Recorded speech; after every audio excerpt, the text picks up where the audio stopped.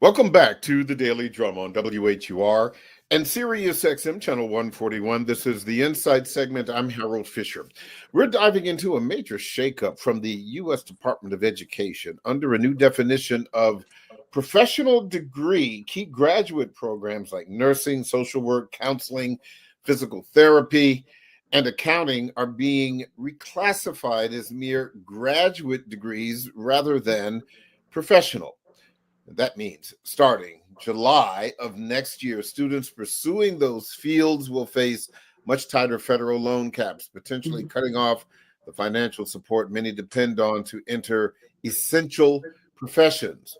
Well, tonight we're sitting down with an education expert to unpack exactly what this education or reclassification might mean for students, institutions, and communities nationwide. My guest is Dr. Mhm. Sonia Lewis, known as the student loan doctor and founder of the Student Loan Doctor. Dr. Lewis, thank you so much for joining the conversation. I appreciate it. Thank you so much for having me. Sure thing. We've got a lot to talk about because this really is a big deal. Let me Hmm. share a couple of fast facts with you. Hmm. This reclassifying graduate degrees to redefine what a professional degree is for federal student loan purposes under the so-called big beautiful bill that Hmm. the Trump administration was able to push through Congress. Now, the Hmm. changes are slated to take effect on July 1st of next year, of Hmm. course, pending a formal notice of proposed rulemaking and public comment, et cetera, et cetera. Um, as I mentioned, we talked about some of the things that would be uh, included, the Hmm. traditional degrees of medical degrees, pharmacy, dentistry, optometry, law, Hmm. veterinary medicine, and so forth. But the ones that would be excluded, and I think this is the thing that a lot of people are finding to be particularly interesting, distressing, however you'd like to put it, Hmm. nursing, Hmm. physical Hmm. physical therapy, occupational therapy, Hmm. social work, which is a big one, public health, another big one, audiology, and so many others. What exactly did the Department of Education change in this new degree classification or reclassification? Hmm. So, by reclassifying these particular fields, and thank you for naming them because there are Sure. quite a few, the big headlines are saying like nursing education, but there's so many more that fall under there.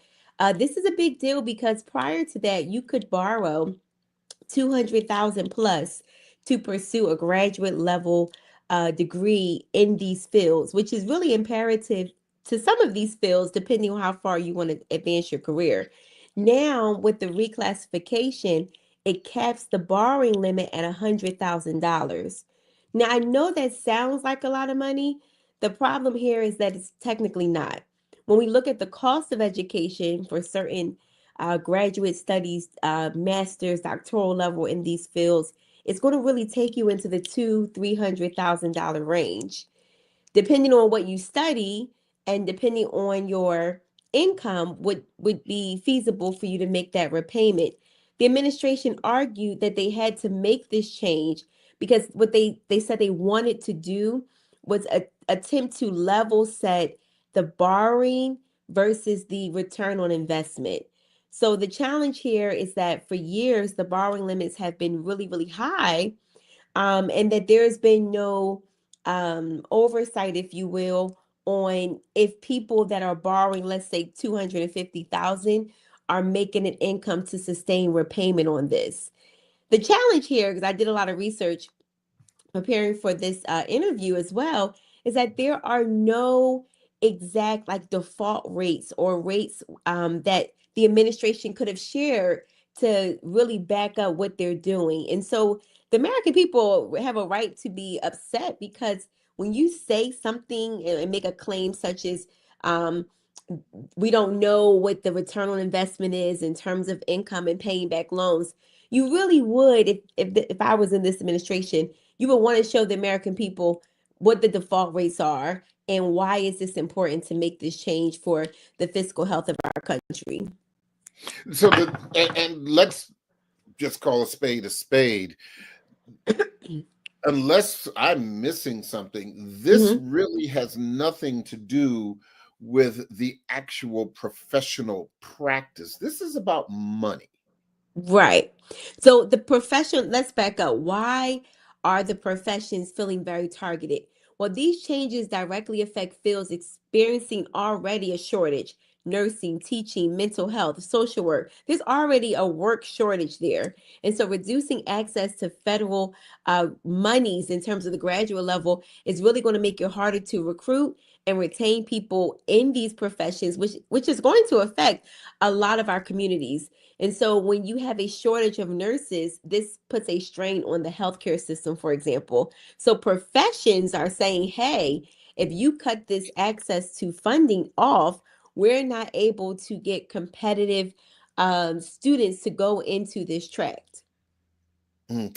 And and if you have, for example, here's an example, and Hmm. one anecdotally speaking, if you and it's kind of a a running joke where Hmm. if you are an ophthalmologist, Hmm. okay, an eye doctor as compared to an optometrist, Hmm. for example. And I know, having spoken to some optometrists, that they say in their professional circles, there's this running joke about, and some of them don't take too kindly of it. Well, you're an optometrist, so you're not really a doctor. And optometrists say, well, yes, I am. And Right.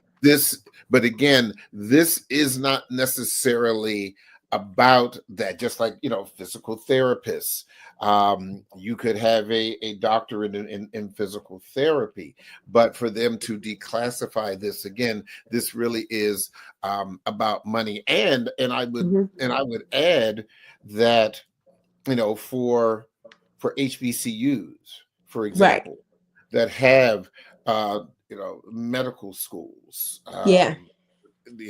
Howard University, a prime example. This could uh, detrimentally impact the students there as well.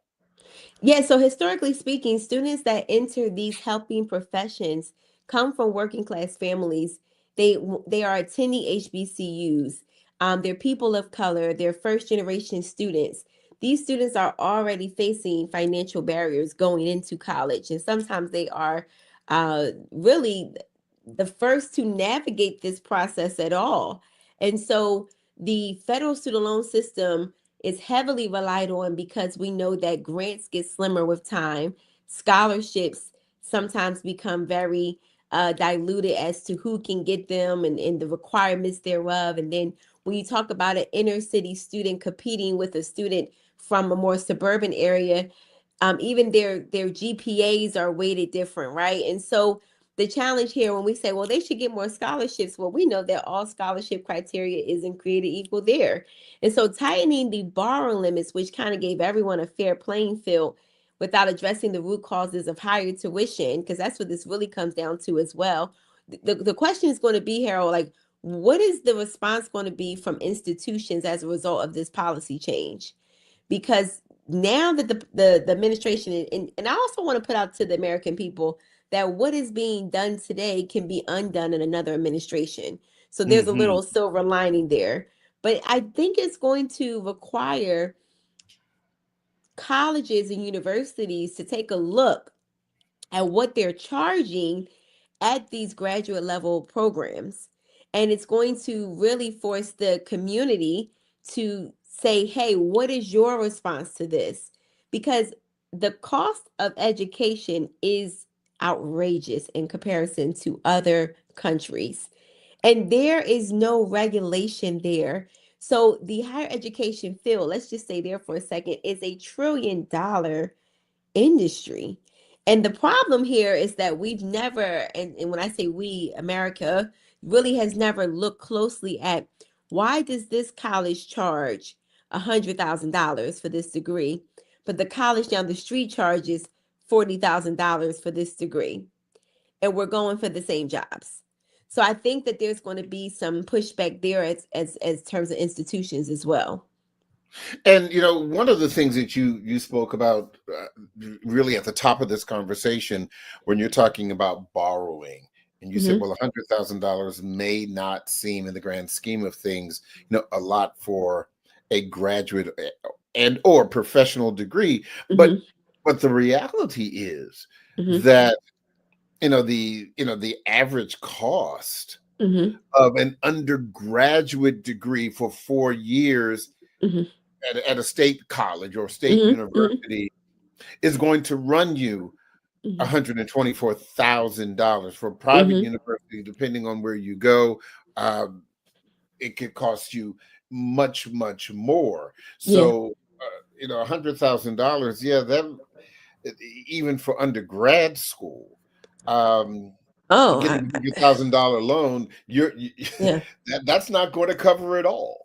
No, I'm telling you. I mean, these are things that we look at within our personal brand. And really, Harold, if you're not going to a community college or a state tuition based college based on you living there and having residency, college is beyond unaffordable. I mean, like when we look at the financial aid award letter, there has to be a padding of different scholarships and grants that are given by the institution. The problem here, though, and I've been speaking to this on different platforms, is it's going to really require parents and students to now say, if I want to be a nurse, what is the overall cost from beginning to whatever the endpoint looks like going to be before signing up to become a nursing student? It's going to take more future planning. And the reality is, most people don't think like that. They're trying to get through their first 4 years. They won't even know if they even like it. Oh, now I want to go for my master's. Now I want to go for my. You can't think like that anymore with these significant changes because it's no really with a lot of these fields, and I'll tell you, you don't really make a lot, air quote, of money until you get into the master's or doctoral level with these fields. And if we're saying that's now cut, why would someone want to go into the field? Because if you want to be honest, Harold, there are a lot of jobs that do not require a college degree that are paying more than someone having to take out an investment and then being told, well, your cap is only going to be 50,000 a year. Mhm. So why would I go to school then and borrow 80 to 100,000 like you just said for undergrad? It doesn't make any sense. And so it's a really big problem. Our I think our education system is broken. I think that this administration is not helping in the sense of cutting aid, but also I want to just reframe everyone. We are in a $1.7 trillion student loan bubble. 43 million Americans have student loans. This is a really big problem. And it's only big because the whole entire ecosystem is messed up. And we have to give our students better solutions that do not put them in a forever debt situation. Mhm. And if for just a moment we put the money issue aside Mm-hmm. and we can just look at, let's take nursing Mm-hmm. or social work, just those two, Mm-hmm. those things, even in uh, the public arena, if somebody says, well, what do you do for a living? I'm a Mm-hmm. nurse. I'm a registered nurse. Well, the first thing that comes to mind is this is a professional Person. career Yeah. path. Right. Uh, if you are a social worker, yes, Mm-hmm. even for someone who did not go to college, but Mm-hmm. they still have an understanding that Mm-hmm. there is a highly specified form of education Right. that comes before someone pursues that professional career path. And so, as you said, this change, even though it's about the money, I think it also kind of throws everything into a confusing tumbler for Mm-hmm. for the way the public looks at the people who are in these career fields. Yeah, I think there's a new stigma that people are going to feel almost like not as proud or ashamed with this change because it means money, but it came out so pronounced and unexplained that it really kind of put like a black cloud on someone wanting to be any of these professions. So I totally agree with you because that's some of the concerns that people are having in the field as well. And I think that you have to remember a lot of times people base their identity around their career and their studies. And now you've just kind of almost stripped an entire very important group of work, not even just one group, these are all important workforces that should really receive more support. We have Yeah. a growing mental health challenge. We have a growing issue with healthcare. So I don't know why we would even touch anything related to nursing. We have a shortage when it comes to educators and teachers. I think that's one of the most profound fields that needs to be most supported because they are shaping our country to be competitive at the global economy, but they get paid the least. So we Yeah. have a issue here So hold systemically. on, hold that point. I'll let you continue, but I do have to take a quick break and remind our listeners that you can hear this in every edition of the Daily Drum Insight segment via podcast on WHUR.com. The original Quiet Storm with Raheem Devon is next on WHUR-FM. This conversation continues on Sirius XM channel 141 in just a few seconds. Welcome back to the Daily Drum on Sirius XM channel 141. I'm Harold Fisher. We continue our conversation about the U.S. Department of Education reclassifying professional degrees and the impact on student loans. My guest is Dr. Sonia Lewis. She's known as the student loan doctor and founder of the Student Loan Doctor. Yeah, I want to continue with your point that you were making on the other side. Please continue. Mm-hmm. So I think the challenge is that there is a mismatch of in terms of looking at what does it cost to pay for a degree and then what does it cost, excuse me, and what is the salary that is to be earned. So we have a saying around here that borrowing determination equals career compensation. So we don't want to see people borrowing exuberant amounts of money if the career that you're going into only pays half of that. That would not be a good return on investment. And what the administration is saying, and I think it's just poorly done, is that, hey, we are seeing a high amount of borrowing, 200, 300, 400,000, but a person's making 80 to 100. How do they pay this back? And I think that the administration has it kind of backwards to where it's saying, well, if we cut this access, then we should be able to start to shrink our $1.7 trillion student loan problem. But there's no responsibility being put onto the institutions of higher education at the same time. So you can't change one thing and not call responsibility for the other. Who gets stuck and who gets caught up in the middle are the working class families, first generation college students, women, minorities are caught in the mix of this. Because a lot of times we see that those students do not have a prior financial plan for college. Financial aid is the plan. When you talk about who gets stuck, who's in the middle, Yep. a lot of these careers are being pursued by Black women. Mm-hmm. Uh, Mm-hmm. how do you believe that could impact them? You know, going forward, those who, whether they are are single, whether they eventually get Mm-hmm. married, whether or not they have, families. And when I mention those things, I'm talking about the other responsibilities Yeah. that may come with the day-to-day work. Well, removing these degrees and declassifying them is going to really put a heavier financial burden on particularly women, particularly Black women. And so it's going to really impact them in terms of progressing forward for their next level degree to advance their family and their legacy, their last name. When we look at overall the student loan problem, we see that Black women have the highest number of graduate and professional degrees, Harold. That's a statistic. But they also have the highest number of student loan debt as well. So some of these changes, people are wondering, is this a different form of racism, right? Like that's a touchy topic, and people are wondering, is this a race thing? Is this just a numbers thing? And because I do have to stress this, the administration, this is not the last administration, Harold. The Biden administration and Secretary Cardona were very vocal. Even on my platform, Harold, we used to go live with Secretary Cardona once a month on Instagram. It Hmm. was amazing.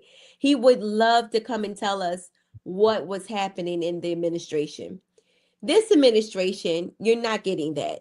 So you really are left to kind of speculate why things are being done the way they're being done, which can cause some internal feelings. But let's get back to the topic at hand. The problem here is that, and I always say that it's a double-edged sword. When you see a black woman going to college, she gets her bachelor's degree, she gets her master's degree, she gets her doctoral degree. Well, then it can change in the narrative of that particular family. That legacy can change because now we can afford to buy a home. So a home is an investment, right? And an investment that can be passed down from generations to come. A home builds wealth, it builds equity.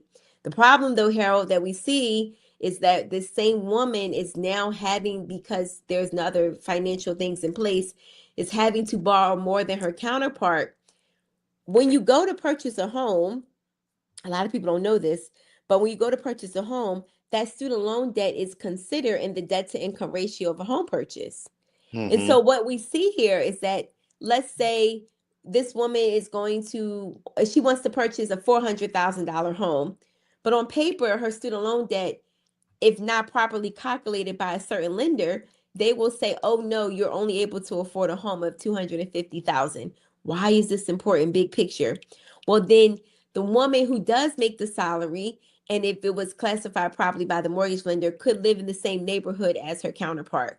But because of certain rules there, she still is not able to live in a certain neighborhood. I mean, it's a really big issue from the mortgage industry, the education industry, and even just having to borrow that much to be able to play at the same space as your counterpart is ridiculous. The last thing I want to add is that because there is not always financial literacy in place for a minority student and a first generation college student, sometimes there's over borrowing. You ever heard of the infamous refund check, right? But the refund check is almost kind of weaponized, but really students need that money to live. So, Harold, when you see that they're cutting that professional studies money, that extra 100,000, there are a lot of people that rely on that money so that they can just be a school student and not have to work and go to school and risk failing. So there's going to be a lot of changes here. We're going to see people that maybe still want to pursue these fields, but they have to now go part-time because they're going to be forced to have to work and study, whereas before you were able to just go to school. So there's so many moving parts here. And this is a slightly off topic, but you you said something that I was particularly struck by.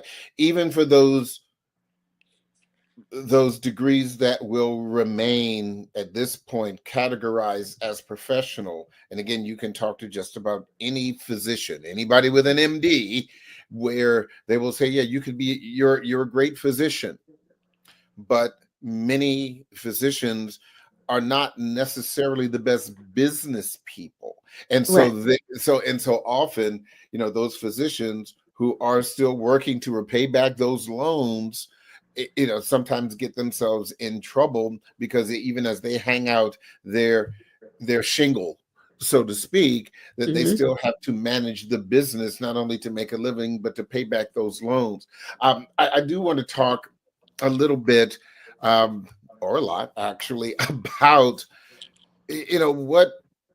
what is the alternative, because I Mm-hmm. think parents, for example, are interested in knowing, when they look at their child Mm-hmm. and they're like they're in, I don't know, 11th grade or even 10th grade, Mm-hmm. what have you, and they're trying to help them plot their career course, and they say, Yeah. well, you got to be a doctor, you've got to be a lawyer, you've got to be, what have you. um, what kind of strategy is available now if a parent is hearing this news and realizing that this could very well be problematic? So I would like to answer this in two ways, Harold, because I want to talk Hmm. to that question and then I want to Hmm. talk to the person that's in school right now. We Okay, got to go remember, ahead. it's some people that are in grad school right now that are freaking out. Like, I'm What do you sure. mean I can't finish Absolutely. my program? Um, so let's go into that. So, couple of things. If you are going to school, what should you be doing now with with your child? It's going to really require parents to be more hands-on than ever before, because I think the problem is that a lot of times parents are removed from the college process. It's a little overwhelming. It's not like when they went to school. You hear that a lot of times. What I would say is, let's start with a big picture roadmap, almost like take out a white piece of paper and asking this student, where do we want to go? Let's create a roadmap. And if you say, what do you think you want to be now that you're growing up, right? We'll change it around. And they say, I think I want to be a doctor. Okay. What type of doctor do you want to be? And if this is something, let's just let them dream and brainstorm. If they're saying fields or degrees, we know that there's a big change, then we need to put the number on the table. So we know at the financial borrowing limit, I think at the undergrad level, and please don't quote me, it could have changed. I think it's like 57,500. And now if we're saying at the professional level, we had 100,000. Let's just play with those numbers. Hmm. 157,500. Let's put that number in the middle. Now we need to look at what schools do they want to go to. So let's look at these schools, Harold. Oh, you want to go to Howard. Oh, you want to go to Penn State. You want to go wherever they want to go, right? Bowie, right? So let's put these numbers on paper as to what it will cost for 4 years. See, one of the things I tell parents to do is you got to make it tangible and do the math with the child. You got to do the math with the child. Let's take it from the brain. Let's put it on paper. So we got this 157. 57 first is what we're looking at for the first column. But if I put on paper, you can only get in student loans 57,000. And let's say there's a financial need. They give you some, I'm going to do the math here, some grants. It's not a lot of money, Harold. That's like about maybe 8,000 in grants. 8,000 times 432. Pardon me, I'm a math person. I'm gonna do my math real fast. 57 plus, let's say 32. I just want to do some rough math for the listeners. 89,000. So if they only really, let's just say they had no other monies was given to them, no scholarships, no grants, and they got about 89,000. And that might even be on the high end. But when you see that the cost to go to this institution is 60,000, or that institution is 75, or that institution is 100, it now allows the student to see, I might need to start looking more to these schools. Because if you're a parent and you know you don't have any money to add to this equation, you need to put on paper the only money that's available. One of the Hmm. worst things, Harold, I'm telling you, we see this in our office a lot, because parents we help those that are in student loan repayment, but because they're also parents, they come to us and ask us advice about financial planning for their students. And I remember, never forget, I remember I had to ask this woman, I said, do you have any money set aside, or do you think you have the ability to help your child when next year for college? And she said, no. I said, then as the curator of the conversation, why are we letting your child look at this school and we know there's no way they can afford it? It's just no way. Or Harold, here's what schools do. They say come for freshman year. They pad up your award letter. You're able to go for freshman year. Harold, what happens for sophomore, junior, and senior? Bamboozled and hoodwinked. And now, no, this is serious. Now, now, now you have no money to pay for these other years. Your child feels lack of confidence, feels defeated. They feel like a failure because they have to transfer schools they made friends with. So, what would I tell a parent? Any school that you are thinking of as a if your child's a senior, particularly, let's ask for that financial aid package estimate for 4 years. Let's ask for a full picture. Get in the office, Harold, if you can, and meet with Hmm. your counselor and say, I need to know what would it look like for this entire journey to see if this is a feasible solution, a feasible option for us, right? All right, that's next. Now, the other thing is we need to be thinking more about what partnerships are aligned with between employment and what partnerships are within our city. There's so many agreements, Harold, that people don't even just take time to learn about. Like if you went to a community college, for example, here in Philadelphia, you can matriculate, I think, with just a 2.5 to a state school, even with a partial scholarship. There's so many things that we're not tapping into from a community level to a state college level, that because certain state colleges say if you go to our state college, we'll give you this money to go to grad school. So we need to start becoming explorers of what are the institutions able to help us with before signing up. I mean, I know this sounds daunting. If I was a listener right now, I'd be thinking like, my God, what am I going? Let me just simplify. We need to ask hard questions about cost up front before signing a dotted line. There is no need to look at an expensive private school or even a HBCU school education if we can't afford it. Now, let me say one thing though, Harold. You know, a lot of HBCUs just got some money recently. Was it from, is it, I hope I'm saying her name right, is it Melinda Yes, Bezos? Mackenzie Scott. Mackenzie, excuse me. Yes, I think it's Mackenzie wonderful Scott. what she's doing. Um, and I want to say that this was influenced by, is it Maya Angelou? Do you know Yeah, that whole yeah, story? it was, I believe, influenced by Maya Angelou as well as. So now you've asked me to think. I know, Uh, right? but and also, oh my gosh, another author. So now I've been It'll come stuck. to us. But where am I Yeah, going with this? yeah. I want people to know that that is a public list. They can go look who she gave money to. These schools are committed to giving this money out and cutting costs with tuition as the money can durate. So I want people to know that there's some options there that if they're like listening right now and their child is interested in going to a HBCU, let's look at who was giving some money and see how maybe there's an opportunity there. That's where I was going with this. Toni Um, Morrison, Toni not Maya Morrison, thank Angelou. you. Toni Morrison. Yes, There we go. yes. So So so that's an important statement as well. But there's a lovely statistic I like to note that most millionaires have attended a state institution. So that mm, was a lovely statistic to look into because I think a lot of times, Harold, state colleges that get a lot of funding are overlooked. But here's the kicker. Did you know that the professor that teaches at the private institution is the same professor that teaches on a Thursday at the state institution? Same class, same textbook. It's like a movie theater, like different theater. hmm. So we need to know that the industry of higher education can be affordable if we really maximize our options. Well, let's talk about the options because I think a lot of parents, for example, and even or students are asking, where is the money? We hear about these stories about Mhm.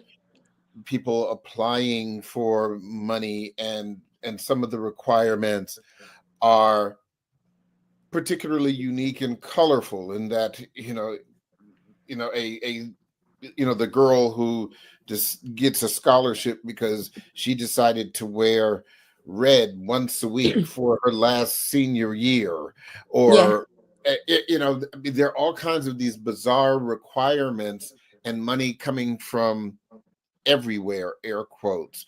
But Mhm. the reality is that for a lot of Black families, when they go looking, either they don't get it once they look or can't find it when they look. Yeah. Here's the thing, and I'm going to be totally honest. I have been a little far removed from the scholarship component because we focus in our business a lot on repayment. But I'm going to tell you my own experience, and I think people need to hear this. When I went to school, back in 2005, my mother was really, really sick senior year. And our plan was for her to help me cash pay state school. That was always our plan. We were going to get on a payment arrangement for the difference because she earned a good amount as a school teacher, a special education school teacher in the city of Philadelphia. Well, she got sick working on the job, contracted bacterial meningitis, lost her hearing, had to retire early, was in a coma for many months. We missed the financial aid deadline because she was in a coma, and I didn't know. I'm only child. I didn't know that there could be special provisions. And so my my principal, I was very and and that's the other thing I got to put a point out here too, Harold. I was very involved in high school. It is Hmm. not enough to go to high school these days and just go. So if And you are get a good parent grades. Yeah. and you're listening and you have a child going into high school or even in high school, what do they do outside of going to school? What do they serve on? What board? What leadership role do they have? Are they serving at the church, Harold? Are they doing community service on the weekends? I mean, you've got to be what we call a global citizen before going to college. And so I think that's where a lot of people miss out on scholarship opportunities too, because my profile, remember, was so competitive that my grades were like a 2.9, maybe a 3.0. But I'm gonna tell you something, Harold. I'm gonna lay it down with all of the activities from after school and weekends and what was the other one? Citywide student government, school student government. I mean, I was a part of everything. Now, this is probably because I was a little bored. But again, I just right now I'm a little overachiever in hindsight. But I didn't know. Well, I am successful now as a result of it. But I will tell you the biggest advice people ask me all the time, I say is, what do you have your child involved in? Do not let them just come home every day after school. Where are they working? Where are they volunteering? What are they serving? Because that will show up when it's time to give out some money. I've said on many scholarship committees, I would pick the student that had a 2.75 that did all of these things versus a 3.0 that did nothing. That's me. That's me on the board because I'm like, this person took the time when they didn't have to take the time and worked the weekends or volunteered at the church and did the soup kitchen.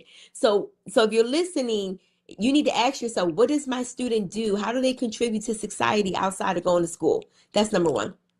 Number two, so my high school gave me about $16,000 in scholarships, which is really rare in the city of Philadelphia. But because I had did so much for the school and inside the school and then just and they I guess also it depends. You got to be likable too, Harold. I don't want to lie about that part. They Oh yeah, really patted that's a me real thing. Absolutely. as a former educator. I used to be a professor. I know you got to be likable. I'm telling you that right now. So long story short, that's a component. But when I got to college, this is the big part, Harold. I had enough money to get there. But again, my financial aid was messed up. I was not above asking every department, and Harold, I mean every department, if they had a scholarship. I literally can remember the day that I had skipped class and I knocked on. Now, you don't have to do that these days so much because stuff is online, but I knocked on every door, Harold, and asked every chair, did they have a scholarship?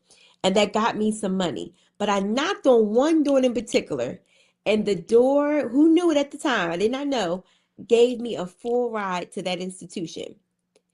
And because I want to go back to what I originally said, I was a freshman at that time. I was a second semester freshman. Because I had so many activities behind my belt from high school and then my first semester of college, I look like I'm going to represent this college well if I am given this scholarship. That's what the colleges are thinking. If we give Harold a scholarship, it's like this is what you think of. Harold, can we brag about you and put you on a billboard? Can we put you on the magazine that we send out to the alumni? Can we put you on the recruitment photos and saying that you do it? People want to give money to students they consider a good investment.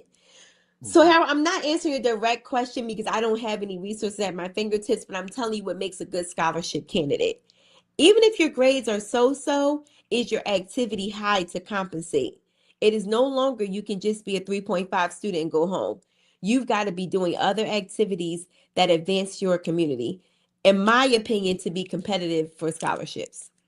Yeah, and it sounds to me as though you're saying, considering this change coming in July of next year, Yeah. that loans may not be the end all be all. No. No, if you follow the breadcrumbs of this administration, they are slowly pulling back funding. Slowly, they promise not to touch the Pell Grant, so we'll see. They're slowly pulling back access. They're rerouting the Department of Education to other because they believe, let's just get right to it, Harold, that education is a state problem, not a federal. That's it.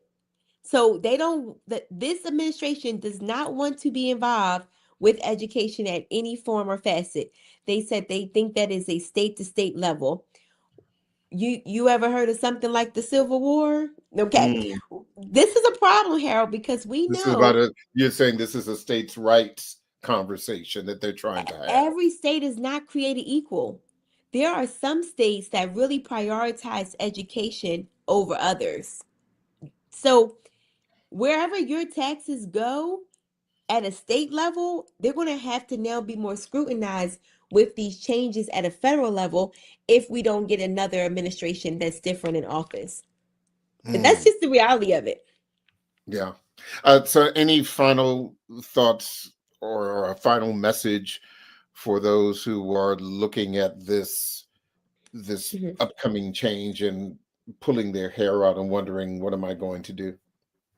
The bottom line is just regardless of political views, and just in who's listening, I think the bottom line is that what we want to communicate to the administration is that borrowers deserve clarity, strategy, and support. People want to still go into these fields and careers. There's not a decline in enrollment in these fields, so that doesn't match up. But there needs to be better guidance as to how to prevent overborrowing, right? And how to make sure that all parties are equally responsible in this field of education. It's not just the federal government, it's not just the state government, it's not just the parent and student, it's also the higher education system too. And I'm very surprised, Harold, that we haven't heard more pushback to the institutions themselves. And so a lot of college presidents are a little nervous, I'll tell you, Right. when I I'm was going to reading, say that. because Yes. this coin is going to turn very quickly onto, well, what are you going to do to help us? And I think that rightfully so, the community in which these colleges reside in, the cities in which they reside in, the towns, need to be asking more of, what are you going to do to support our students? And so there's more to come on this because this can change.